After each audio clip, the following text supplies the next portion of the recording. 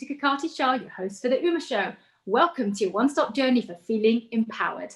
We're a platform for change. We build confidence. We are your voice. We want you to be bold, be you, be Uma.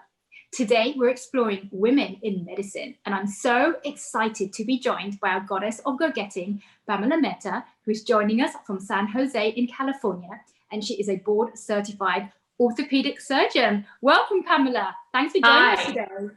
Hi, Rita. Thank you so much for having me. It's an absolute pleasure.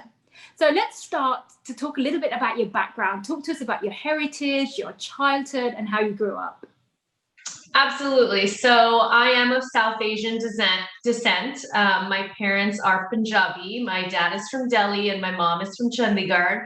And they immigrated to the US in the late 70s. They got married here in the United States, and they had me, and then 4 years later, my brother. And so we were born and raised in the United States. We were in the Midwest for probably the first 10 years of my life. And then we moved to Southern California. And my parents raised me, as many South Asian kids, with education as a priority.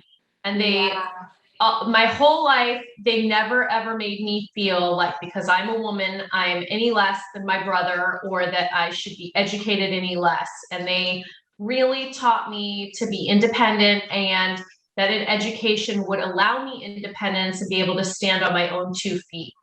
That being said, they also were very, what is the word? They really wanted me to get married as well. So it wasn't just education. So once I went to college, they very much were interested in me finding a man and getting married, maybe not that young, but they did want me to get married and have that be a very important part of my life, also getting married and having children. So I think in some ways it was tough because I don't think they really realized, them not being doctors themselves, that medicine is a very long journey. And because I chose surgery, it was going to be even a longer route.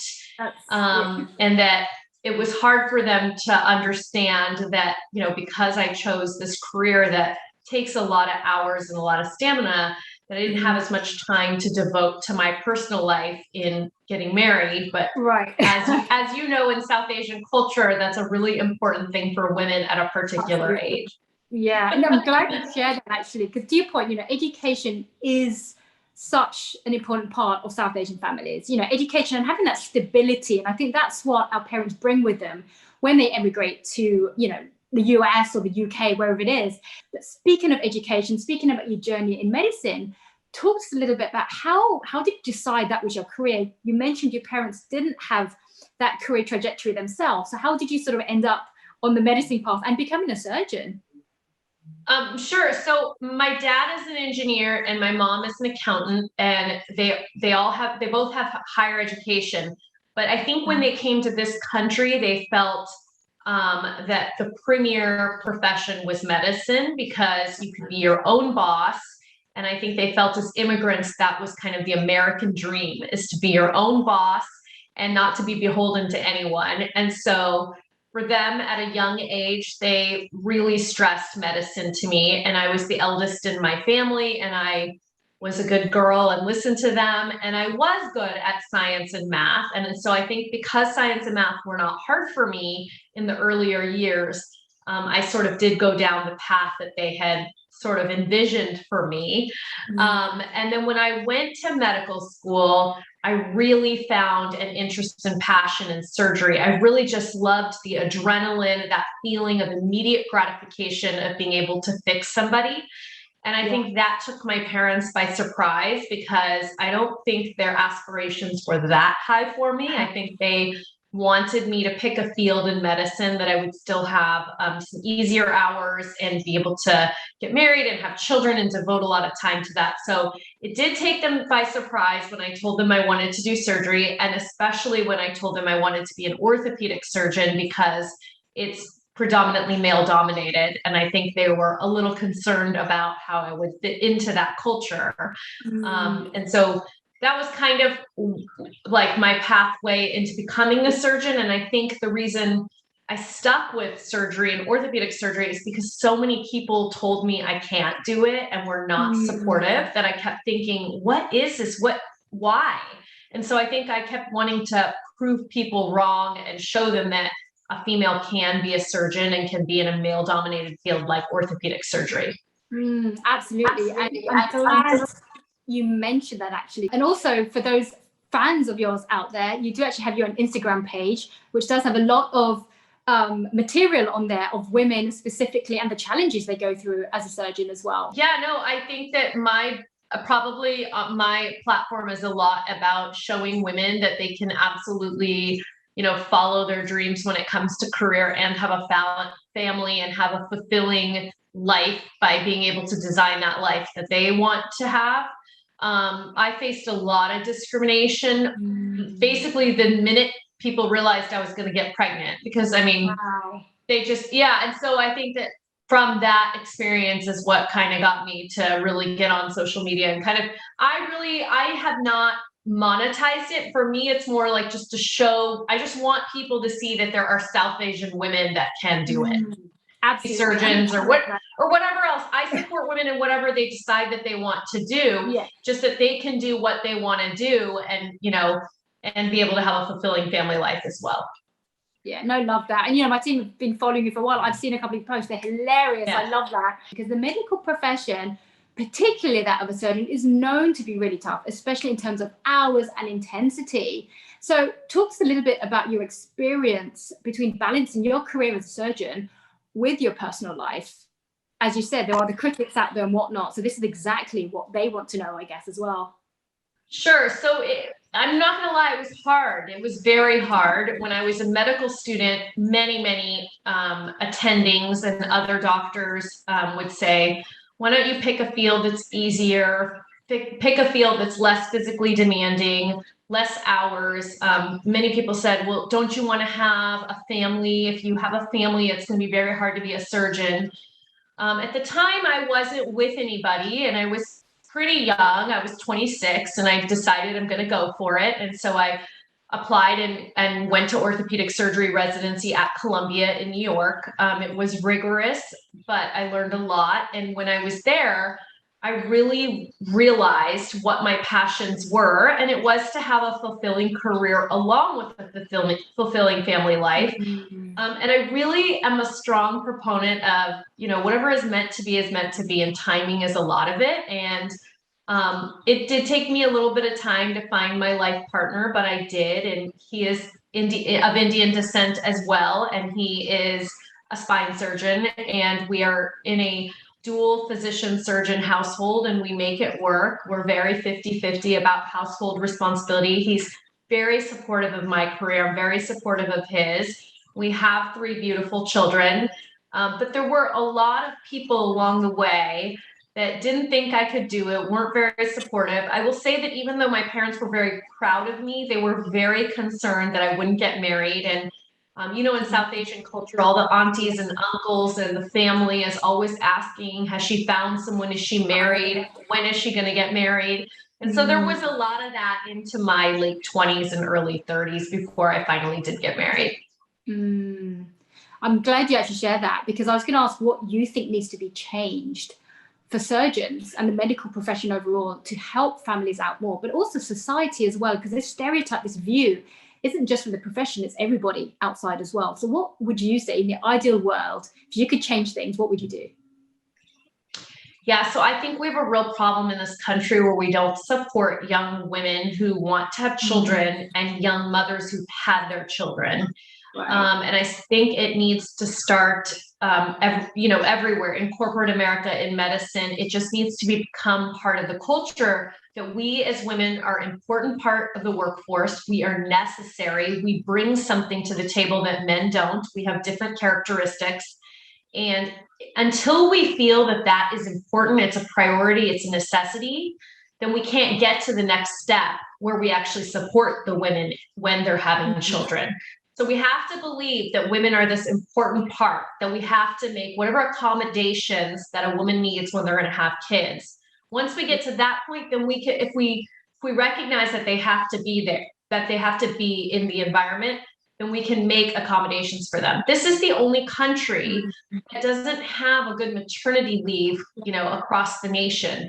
I remember when I had my second child, and they're 15 months apart.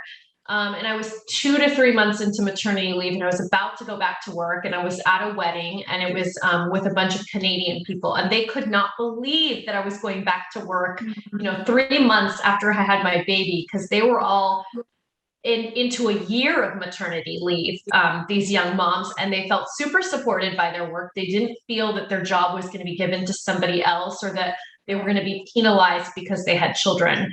So if we can believe that in this capitalistic country that women are important and that we bring something to the workforce, then we have to start from there, and then we can make accommodations for women so that their jobs are protected and their time is protected when they have children. I think that was so well said. I come from the UK myself, up to a year off, I believe exactly the same thing. And then here, you don't have any mandated leave. The other two countries are Papua New Guinea and Swaziland, but guess what? They're not developed countries. So Yes. What on earth are we doing competing with them? So I think that's the point. And exactly to what you said as well, I think also giving importance to the fact that family leave, being a parent isn't just the mum's job. Yes, she gives birth to the children, but giving more importance to dads taking time off as well, and actually giving dads, okay, you've just had a child, take some time off, and getting that focus in more would help everyone. Because I think at the moment, it's almost seen like a disability. When you claim leave here as a mother, you are claiming disability leave. You are not disabled, and yet it's called that, So yeah, I think it's terrible. Like that needs to change as well. It's terrible. I mean, of course, at the beginning of maternity leave, you are healing as a mom. And I do think that's an important time to have that is protected. But you're absolutely correct. It's not a disability. Somebody has to have the children. And it's not just the woman that should bear all of that responsibility once the child is in the world. It should be both parents. And there should be a focus that it's necessary for both mom and dad to spend some time with their kids, and to also be able to have their job be protected. Exactly. I would love it. So it's not just, dual parent families that split it 50-50 is in the minority, but that becomes the norm. Just imagine that, and how much the world would be a better place if that were to happen. So Yes. Thanks again for sharing that. So obviously we've talked upon some challenges that you've had, but challenges are part and parcel of life. But the difference is how we deal with them that strengthens who we are and how it makes us as women leaders going forward. Could you share a personal or professional challenge that you faced and how you overcame it? Yeah, absolutely. So I took a job out of residency. So that's, 4 years of medical school and 5 years of training here in the US as an orthopedic surgeon. And I took a job right after residency where it was very clear that they didn't really want to hire me because I was of an age where I was going to have children, and they didn't want to deal with that. But I took the job anyway because I thought, once I get there, they'll see how hard I work. They'll see how friendly I am. They'll see that I get along with everybody, that I'm good with patients. I'm a good surgeon.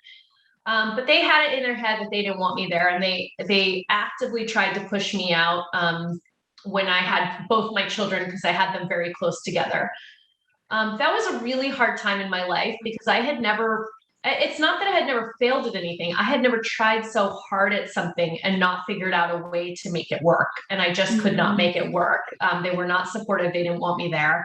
And in the end, I decided to leave on my own, but it wasn't really that much of a choice. And so I started my own private practice. I decided that I was tired of having these bosses, and in this field, it's a lot of men, kind of dictate how little or how much I work and kind of judge me for having children, because I knew I probably wanted a third child as well. And so my husband and I decided together that I was going to start my practice. He was very supportive. And today I've been running that practice for 6 years. It's very successful. Thank you. It's very successful in that I provide very good patient care to my patients. I have a good operative volume, which is what you want as a surgeon. And the most important part for me is I've designed it the way that I want. So I am able to take my children to school in the morning. And so I can start my clinics and my surgery a little bit later, and I finish on time so that I can pick up my children and I can be there for all those moments where they've got extracurricular activities and where you're driving and carpooling home. And So I get to be mom and I get to be a surgeon, and I've just made my life the way that works for me and my family. Incredible. Love that so much. Before we let you go, what advice would you give to any young girls or women wanting to follow in your footsteps? So the advice I would give young women and young men is that you can absolutely design the life that you want. You can have both a fulfilling career and a fulfilling family. Don't let anybody tell you that you cannot do it. There is always a way. And as long as you follow your passions and you stick with your core values, you will be able to do those things. The other piece of advice I have is that if you decide to go into medicine, it is a very long journey. And you have to enjoy the small victories along the way, and not to sweat the small stuff. Yeah, very, very well said. Anyone who doesn't follow you, I would really recommend they do so, because it's really, really valuable information you actually put out there as well. And it's quite funny as well, looking at some of the content as well. So wanted to thank you so much, Pam, for sharing your incredible journey with us today. And thank you to our viewers for joining us on this empowerment journey. We want you all to embrace that inner goddess of go-getting. We want you to be bold, be you, be Uma.